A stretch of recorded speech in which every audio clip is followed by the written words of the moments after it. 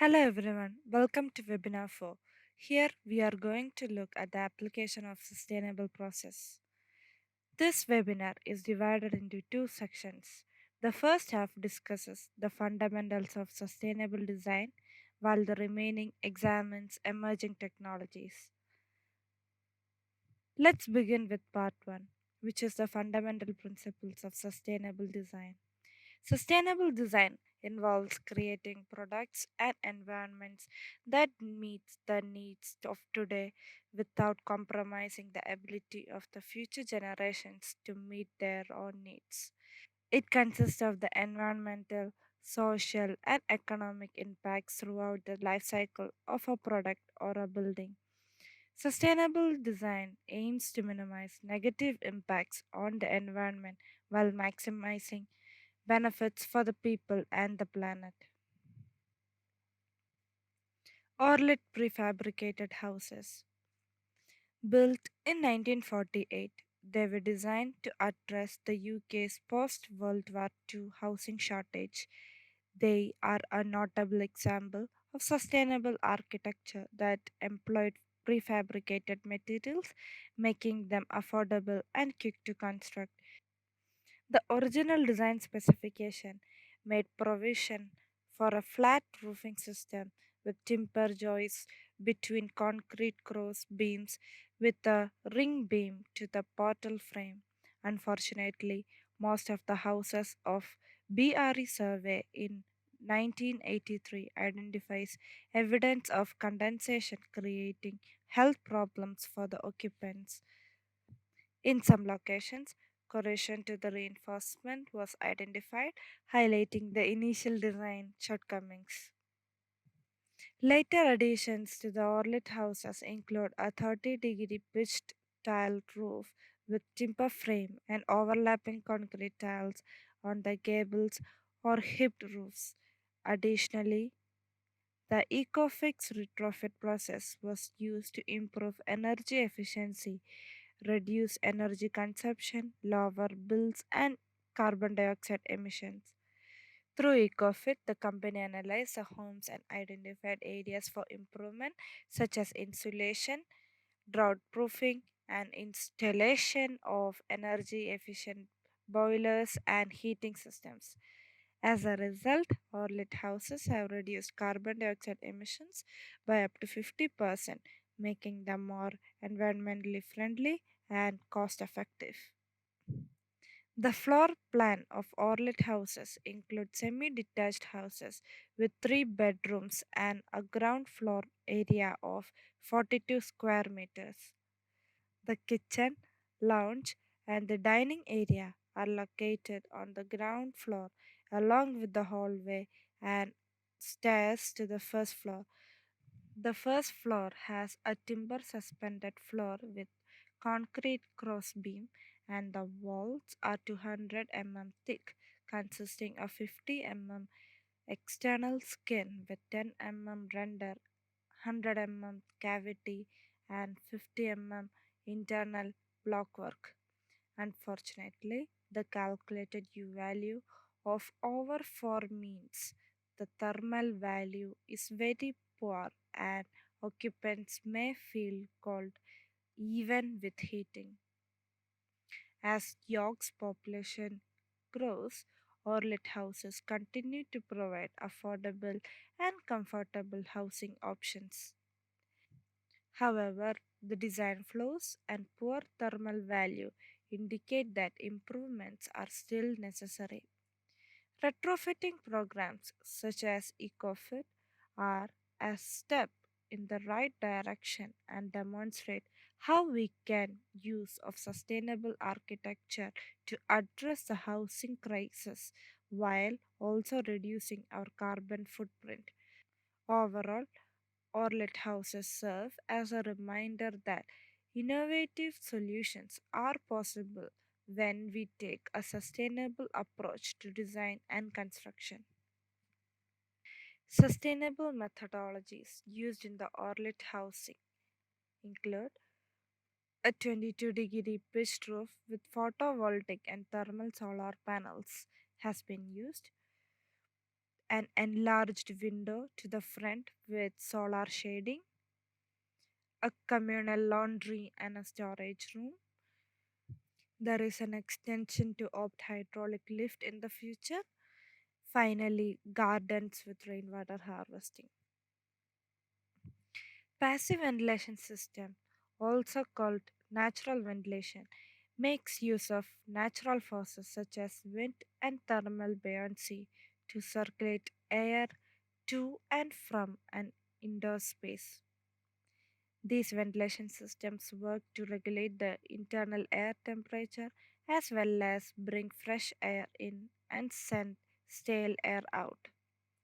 Mechanical ventilation system with central extract fan is fitted to roof space with tile terminal to roof and 125 dia flexible duct to extract is fitted to kitchen, bathroom and toilets, and it is estimated to cost around 1550 pound. Rainwater harvesting is the process of gathering and storing a runoff from rooftop parks, roadways, and other open spaces. Rainwater is collected from the roof and reused in the homes and gardens. This water runoff can be stored or recharged into the groundwater. This can significantly reduce your water costs while also improving the sustainability of your property.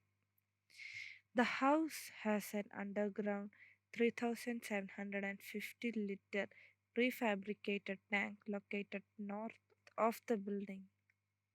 There are drains laid to 1.1 meter fall with 100 dia overflow to soak away. It contains French perforated drain to existing stream or pond in order to aid irrigation of gardens. Siphonic drainage system prevent air from entering the downpipes. This allows higher volume of water to drain more quickly from flat roofs, which means fewer, smaller diameter downpipes are required. Siphonic drainage requires fewer outlets than a gravity system and drains up to 8 times the rate with the connection to rainwater harvesting. An extensive green roof or Sweden roof is a roof with vegetation that is more or less self perpetuating and that can further develop and maintain itself. Roughly speaking, extensive green roofs have a substrate thickness of between 4 and 15 centimeter and a weight of 30 to 220 kilo per meter square. When it is applied to a green roof, the weight is approximately 30 kg per meter square. Some advantages are it absorbs and discharges 30 to 50% through evaporation, improves thermal performance, and provides ecological diversity and low maintenance. Pseudo green roof is a roof to north facing rare extension with oversized guttering and rainwater. Sun tunnels, otherwise known as sun pipes, have the ability to completely transform a dark or windowless room into an area full of natural light and energy. A sun tunnel channels sunlight from your roof down a highly reflective tube and into a room below. With a sun tunnel, areas of your home where it hasn't previously been possible for natural light to get to before can now have it pouring through. Sun tunnels can be installed on a pitched roof or on a flat roof to allow daylight to flood the rooms where it's most required. This house contains 400 dia sun pipes to supplement natural daylight to ground floor corridors and is estimated to cost around 350 pounds.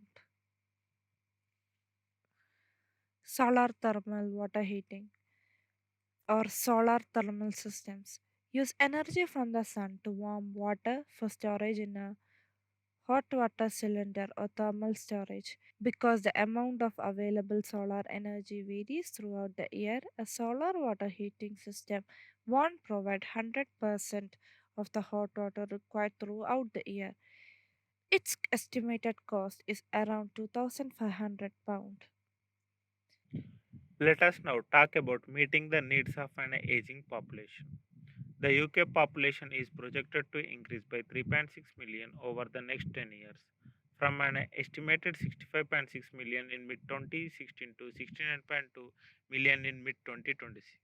As a result, the UK will have an increasing number of older people. The proportion aged 85 and over is projected to double over the next 25 years. As people age, their housing needs change and they require more adaptable and accessible living spaces. Flexible homes can help meet the needs of an aging population by providing living spaces that can be easily modified to meet changing requirements.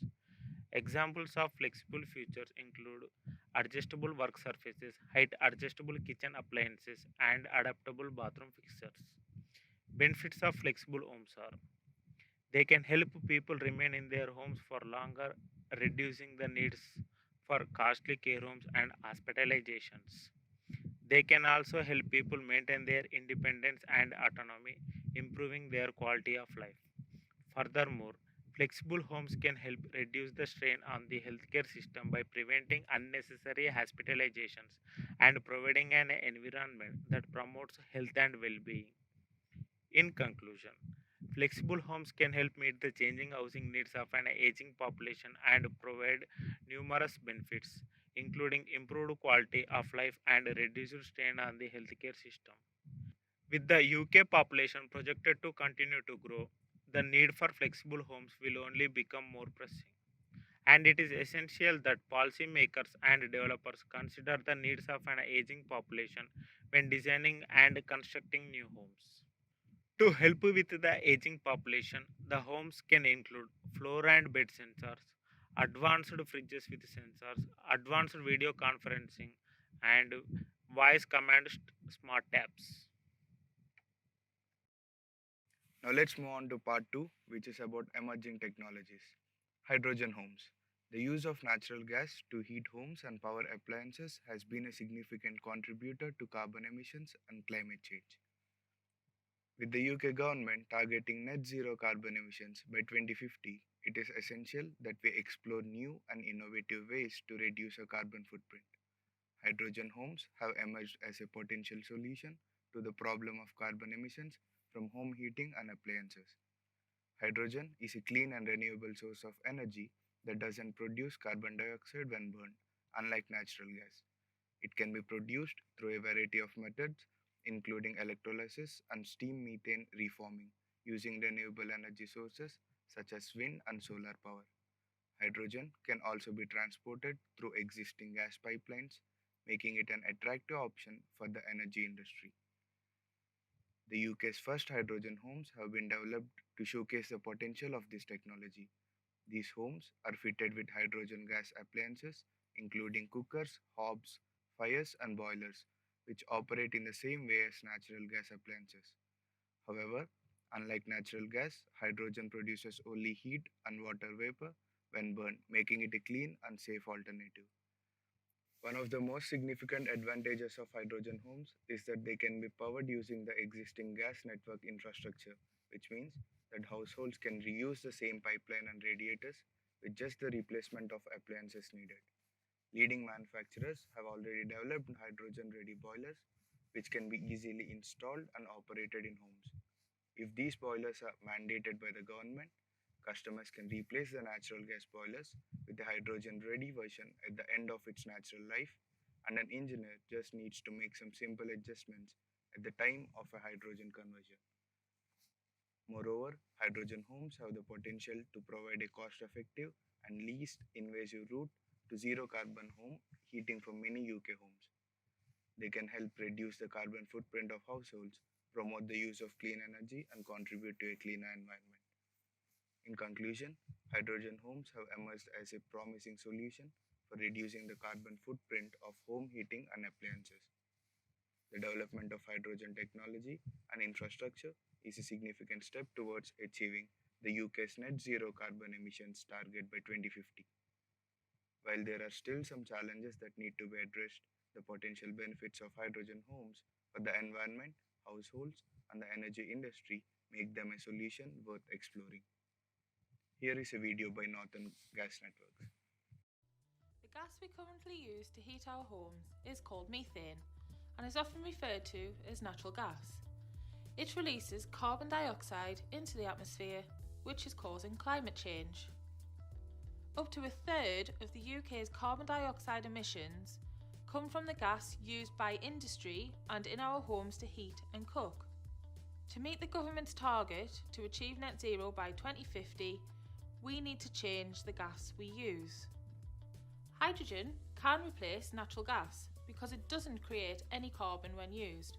Switching to hydrogen will allow us to heat and cook in the same way, but with a gas which is more environmentally friendly. Now let's learn about the concept vertical farming.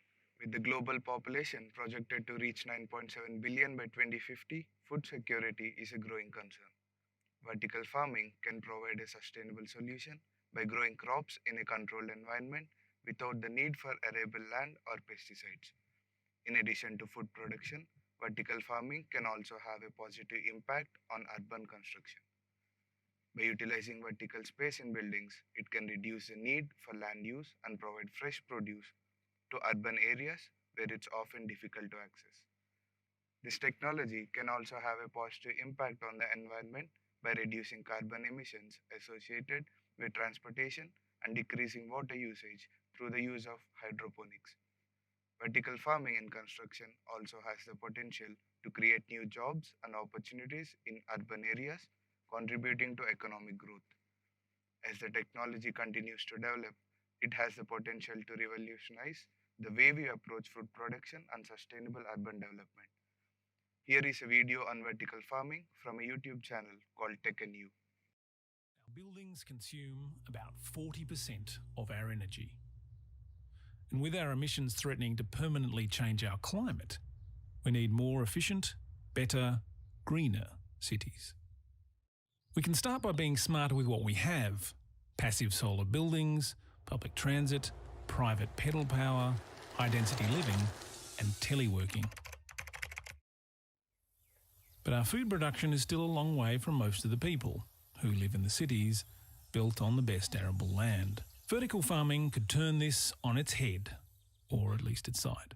It would bring together a host of emerging technologies by putting food production on the buildings we live and work in, to reduce land use, cool our urban heat sinks, and drastically reduce food transport costs.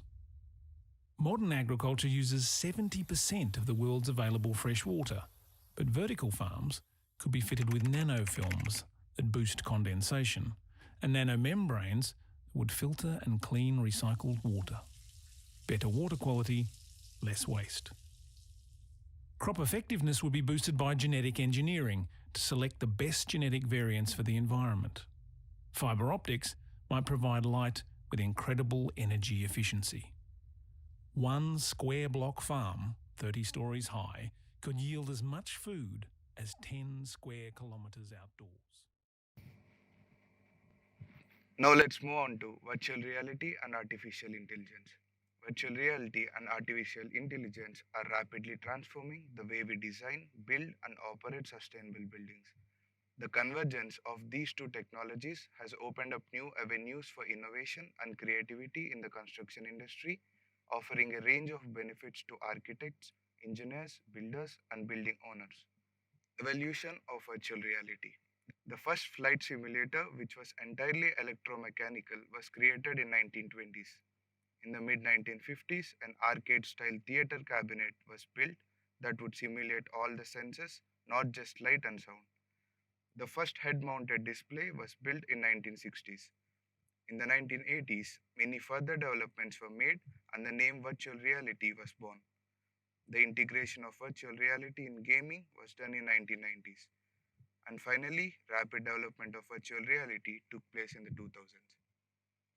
Virtual reality is a computer-generated environment that enables users to immerse themselves in a 3D environment, providing a new level of visual and experimental design. VR offers more freedom to explore buildings than pre-recorded animations, allowing users to walk through and experience the building from any angle. This technology has proved to be a game changer in the design and construction of sustainable buildings. VR simulations can help architects and engineers to test design concepts, simulate construction processes, and identify potential issues in a safe and controlled environment, leading to more efficient and cost effective building projects. Artificial intelligence is another technology that has the potential to revolutionize the construction industry. AI powered tools such as predictive analytics, machine learning, and automation are helping to optimize building performance, reduce energy consumption and carbon emissions, and enhance occupant comfort and well being. AI is being used to analyze vast amounts of data collected from building sensors and systems to identify patterns and optimize building performance. This data driven approach is leading to more efficient building systems and is helping building owners to achieve their sustainability goals. Together, VR and AI are enabling the construction industry to create more sustainable and efficient buildings while reducing costs and environmental impact. For example, AI algorithms can help to optimize building energy consumption, reduce carbon emissions, and minimize waste. VR simulations can help architects and engineers to test different design concepts, materials, and construction methods, leading to more efficient and cost effective building projects. In conclusion, VR and AI are rapidly transforming the construction industry, providing architects, engineers, builders, and building owners with powerful tools to design and build sustainable buildings. The combination of VR and AI is enabling the industry to create more efficient, cost effective, and sustainable buildings, which are essential for a sustainable future. As these technologies continue to develop, we can expect to see even more innovative applications that will help to drive the industry towards a more sustainable future. Here are the video courtesies. That's the end of the webinar 4. I hope you understand the concepts of sustainable design discussed in this webinar and various emerging technologies. We hope to provide more insightful information through our final webinar in collaboration with Brian Edwards, which will be out soon. Until then, we wish you all the best as you take part in EcoFix Challenge. Thank you.